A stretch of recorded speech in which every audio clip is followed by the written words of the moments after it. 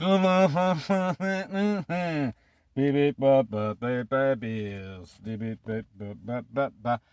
Wednesday. Hi, I went to the comical book store. Picks of the week. Hi. My name's Jimmy, and I voted. This is the first time I've ever worn one of these. It's not the first time I've ever voted, but I stopped using stickers on my t-shirt or stickers on my shirt to communicate how I feel when I was in kindergarten. But, I figured, what the hell. This is a big one after all, so. All right. Enough of the political stuff, Jim. Okay, first up this week, I only got 2 picks of the week because, not unlike last week, most of the stuff that I bought this week is all stuff I've already talked about. So these are the 2 new titles that I'll be reading. This is The Scumbag #1. This is on Image Comics. And it's written by Rick Remender, who's the main reason I am buying this. The art looks really good, too, but I'm not familiar with La Rosa. I also have no idea what's going on, but the tagline here says, "The world's fate rests with the worst person on it." So that sounds promising. Rick Remender is a great writer. He wrote Black Science, which I really loved. He's still writing Deadly Class. That's still going on. He's still doing Low, which I don't like. I'm trying to think. Black Science is done with.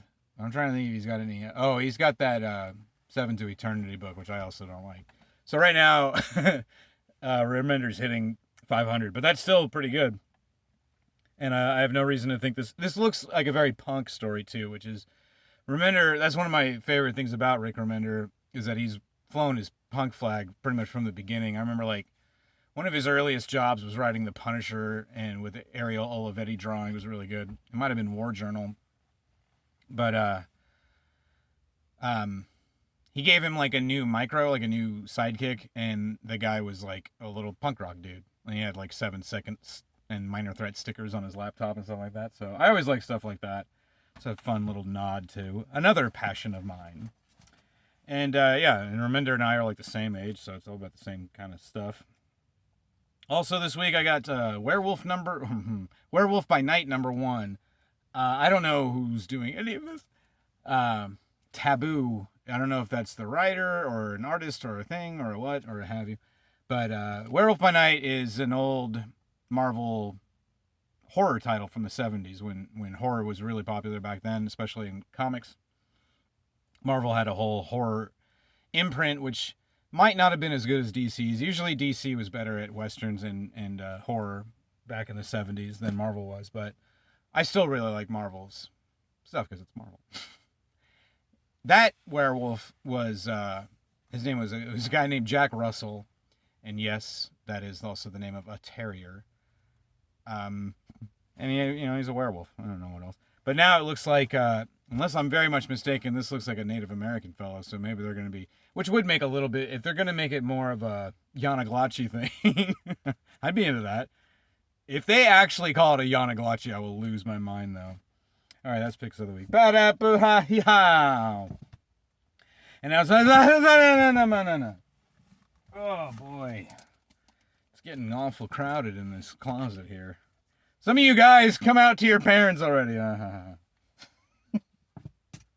Okay, so last week I didn't have a whole lot. All I had was this trade paperback, The Resistance, Volume 1. This is issues 1 through 6. And it was good. It starts with a pandemic, a little on the nose. And this started right before the actual pandemic, so it looks like Straczynski was just being prescient and not hacky. So this pandemic kills 400 million people globally. And then it also somehow gives superpowers to a small percentage of the population. And then it just stops. So it's ravaging Earth and then it just a machine and it just switches off and nobody's dying from it anymore.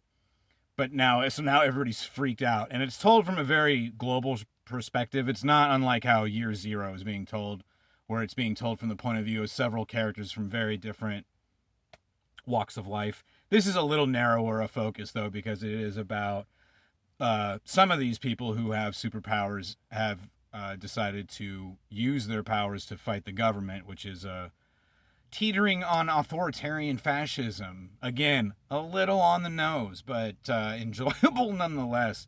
It's a lot like reading when I read Days of Hate a few months ago, which had been written 2 years ago about, how terrible 2020 would be, and it was right. So yeah, it was fun. I also forgot how much I love Deodato's art. I didn't forget, but it's nice seeing that again. He's also doing Bad Mother, so it's not like I'm not getting any of his stuff lately. I forgot. I think I might have forgotten that last week. So that's that one. Picked stuff last week. I don't have a whole lot. I've been still just super busy, so I haven't had a whole lot of reading time, unfortunately. I did get to read. I haven't. I'm still reading through the Defenders, and I got to some of those this week. I'm staying caught up on like the weekly stuff, but I'm not really getting to dive into a whole lot more. I also started that Superman in the 70s trade, which I'm also really enjoying so far. But other than that, I got to get back to work. So, all right, I'll talk to you guys later. There's the one.